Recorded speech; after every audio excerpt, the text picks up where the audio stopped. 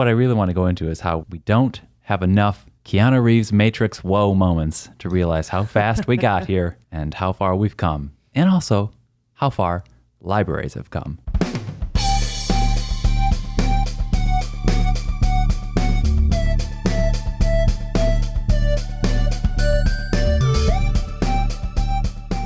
Yes, welcome to A Little Too Quiet, the Ferndale Library podcast, brought to you by the Friends of the Ferndale Library, giving you a little bit of a mini-sode here, where producer Kelly Bennett and myself, Jeff Milo, are going to be riffing a little bit about some Ferndale Library history, especially about how this library has evolved, like I just said. We've all had our devices evolve, we have so much more access, and that is also true of your local library. There's so much more you can do. We're going to look back to the 90s. We're calling this the dream of the 90s in honor of Portlandia. Kelly, how you doing? Doing all right today. Yeah. It's weird. I've got a mic now. Yeah, you do. You're usually a producer. You've got the knobs and the dials. Now you've got a mic. Yeah. So yeah, I think anyone who's listening between the ages of 30 and 35 and 50, you came of age with a local library in the 90s. Yeah. And Kelly and I are sneakily not or revealing our ages, but we worked at this library in the 90s. Yeah. And how much it's changed. Yeah, I actually started here in 1998. Mm-hmm. It was my second library job. Mm-hmm. So I felt like a big shot because, Yeah. I was leaving another library job for more money. Right. What I thought was going to be like a really, great experience. And I ended up being kind of bummed out because the library that I was coming from was a bit more advanced. And so I really had to struggle and ask for more responsibilities and introduce new concepts to the folks who were working here. Oh, at you the time. wanted you wanted to be a trailblazer. Yeah. Push this into the vanguard. Just to give folks an idea, even back in 98, I mean, we had computers, obviously. We had computers. But this library was still kind of half and half. We were using something called a photoscope, which, frankly, you and I should not know what that is. But, I'm going to try to reserve some judgment. But it took a picture of your library card. And the cards that are in the front of the book with the title, as well as a date due slip, so that when those books were brought back, you had to check these little slips off. And then when the film was developed, whatever wasn't checked off, you got a typed up little postcard telling people, you've got to bring this stuff back. And it was a lot of work. For the young people listening at home, we used to wait for film to develop. And we also typed things on typewriters. We still do a little. I loved this library. I came to this library a lot as a kid in the 90s, as early as 91. I think I was like a first grader through sophomore year in high school was my decade. So obviously I spent a lot of time in this library. And, I got to say, I mean, when you're a kid and you go to something like the mall, again, 90s reference, what is the mall's full of neon lights and sleek marble and all these cool stores. And then I would come to this library in 91 and 92 and I felt like a bit of a time machine. It felt like this library was kind of frozen back in time for a little bit. Yeah. Absolutely not the case now here at the Ferndale Library. That's true. We entered the future more than a full decade ago. This library was renovated, as you heard in the episode with Kevin Degenkraus, former president of the library board and friend of the library. But yeah, I don't know. There was, card catalogs were here. Oh, I have one of those in my kitchen. I know you have one too, right? I did. I do have one of the old library card catalogs. I hauled it up my stairs like one piece at a time. I use it to hold spices now. There was, and I have to say, maybe I was just hyper aware of this as a kid, but I feel like the old book smell was prevalent back here in the 90s. And we've lost it. I don't know if that's a good thing or a bad thing. It depends on who's listening. I will say, we were talking about this place is like old fashioned and stuff. At some point in the early 2000s, we got a Gates Foundation grant for public computers as well as a web server. Oh, right on. No one knew how to do anything with the web server, so I gave it a go.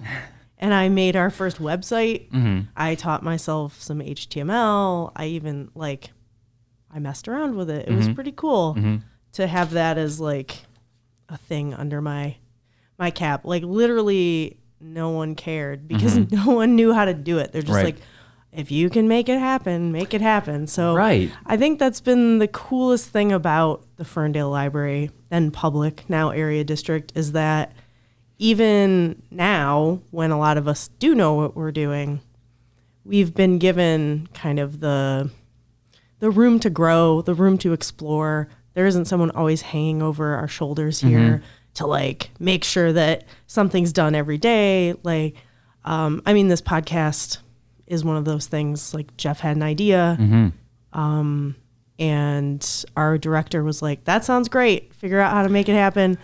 It's a laboratory. Yeah. It's a library laboratory. You know, and our concert series was given as like well, you're into the local music scene back in like 2006, 2007. Why don't you have bands perform here? Right. And so, you know, only knowing about bands from like seeing them at shows, I figured out how to book them and what we needed. And I don't know if that's the case at every public library, but this one is a wonderful place to work because of that. Yeah, absolutely. Yeah, definitely thankful for that. But I think, a lot of libraries can relate to this, that there was this paradigm shift right after millennium or right after the, late 90s. I think libraries, they really all accelerated along with that technology. We have our phones and the world is at our fingertips. But, old school 1991 libraries, you had to go and look at microfiche and look through card catalogs. Yeah. And even if there were computers, the things they could give you were not quite as cool. Right. Here's a story from my old library days, because I grew up in Madison Heights, which is not too far from Ferndale. And our library was walking distance, and it was, a place I loved to go. And they had these computer programs that would like match you with books as a teenager. And a friend of mine, where you'd fill out this piece of paper, and it would be kind of like Novelist is now, where it's like kinds of characters that you like. And then it would, you'd get this dot matrix printout of books you should check out. And my friend and I decided to try to trick the system. And so we put together these impossible combinations of things.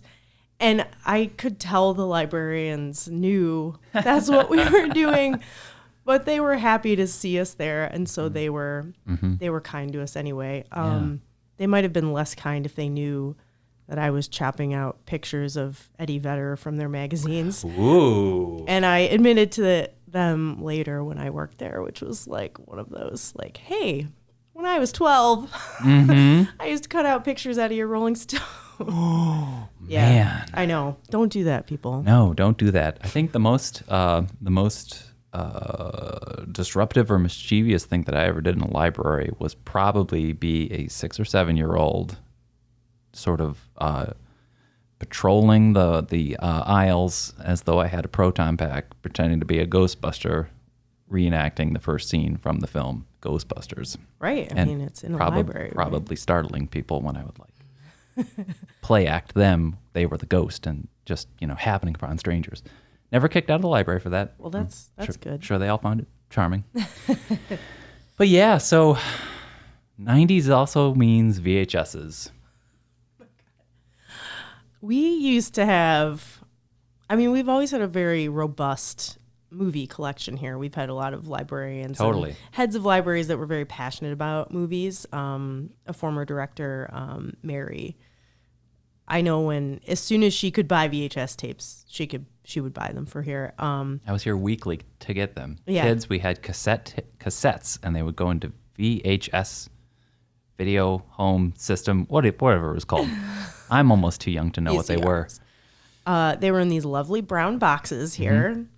And we charged for them at the time because we have not always been super well funded.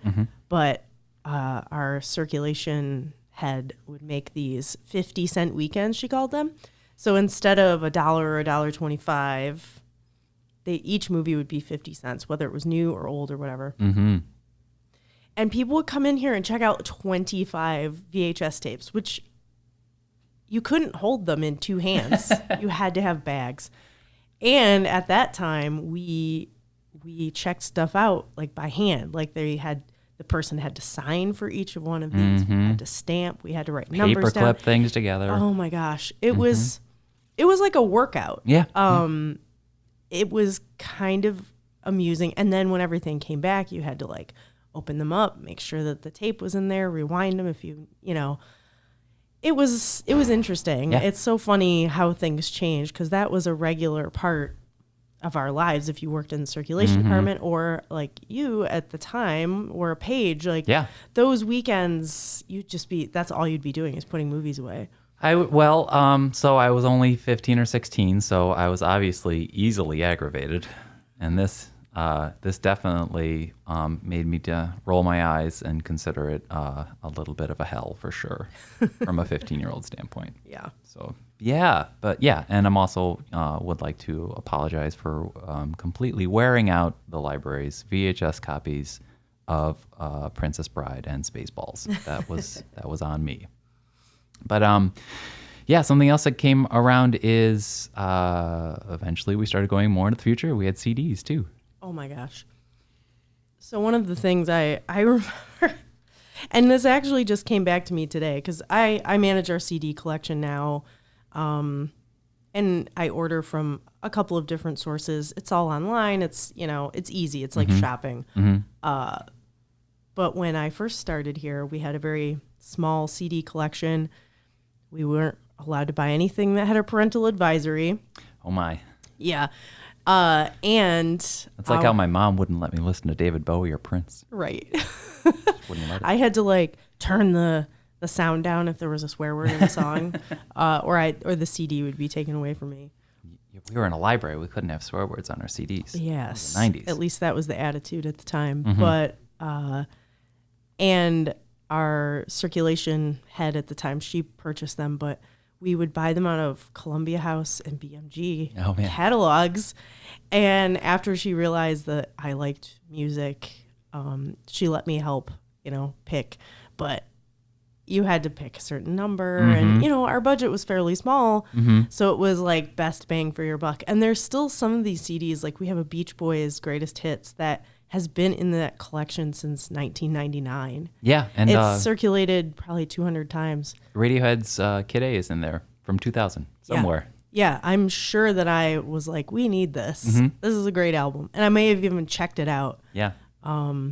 It's so funny how those kind of things change. But if you think about it, some of it is the same. Right. People were looking to libraries forever for entertainment in addition to education. If you worked in a library, you knew that. Right. If you were just sort of adjacent to libraries, you might not have known that until more recently. That's how people use libraries, but it's always been that way. Even if you were picking up a book, it wasn't always for a school project. It was, I don't want to purchase, or I can't afford to purchase this new novel or whatever, and the library was here for you. So moving out into those other types of media made perfect sense for libraries. Yeah. Being a kid, I mean, obviously I was reading enough books in grade school and middle school because it was like assigned, but I came here for my research when I had to do a project on Neptune or whatever. And I came here with Mom to get videos. Yes. And I came here for story times. So I did regard the library as something, as a place to go that wasn't just to take books out, obviously, because we had those awesome VHS collections. But also, I think you can really see how libraries got their feet moving, though, from being 1995, 1996 microfiche card catalogs to getting online to having an online catalog, to having ebooks, to having now, you can use a library card with an app we have to listen to music. So yeah, it's being the age that I am, things have moved so fast, but I feel like because I worked in a library and I used the library, I was along for the ride in a way that I think other people might not have been. Yeah. Because I could see how the public was using, things out there in the world. Whereas if I had just kind of moved through my life without the library, I may not have seen those bigger trends change. I mean, when like e-readers became really big, the library had to respond, right, to have services for people to check out. But in addition to that, we had to respond with educating ourselves about them and being ready to help people who got them. Right, because we're not the Geek Squad, but we kind of have to be. In particular, older folks, we're getting them from their kids. Their 20-something kids are like, hey, mom likes to read books. Let's get her an e-reader so she doesn't have to have a stack of print books. Right. Which is a lovely idea, but then who's setting that up? Right. How much, are your parents spending on books? Bring them to the library and we'll help them figure it out. The number of times a week that I say that, even to people like, oh, just bring your phone in or bring your tablet in. We'll show you how to use it. I think that's, again, another sort of secret library thing that people who don't come to libraries or don't work in libraries don't realize that we do for people. I've helped people update their phones. I've helped people post things to YouTube. As technology advances, but there aren't resources to teach you how to use it, libraries are kind of filling that niche as well. Yeah. Every day someone comes in with their phone, they ask a question and we figure it out. Right. I've probably held dozens of phones in the last couple of months. Just, oh, do you mind if I, poke around and help you out? And that's a service that, you can't really get anywhere else. It's, if you just have a general computer question, you either have to ask your kids who may not have time or patience to help you. Right. Or you come to the library where somebody will, have seen that problem already or research it. So. We'll have infinite patience. And if you bring your Apple phone, we won't try to sell you on an upgrade. Exactly. We're just here to help you. But yeah, as we saw the libraries sort of, as I said, get their feet moving to keep up with this technological evolution, I think that's probably true from the last whole century. The libraries, on our library especially, the MO is how can we maximize our offering of access to you to knowledge and entertainment. It's just however we can expand access, we're going to run to meet that. Yeah. And that's what it's been. I think, it's, we talk about this revolution recently, and there has been a big revolution, the idea that librarians aren't women with buns and glasses yelling at you all the time. But all you have to do is look at a Neil Gaiman quote or even like Stephen King or some of the early lovers of libraries and know that they've been, librarians have been affecting people's lives for years, from slipping a kid a book that maybe their parent wouldn't quite love that they were reading, right? To simply being an ear for somebody to talk to or directing you to a resource you didn't even know existed. I helped a friend of mine like via Facebook. This is a term I've heard bandied about, the personal librarian. Like someone knows you work in a library, so they like ask you literally everything because they know that you're going to research it and figure it out for them. Oh yeah.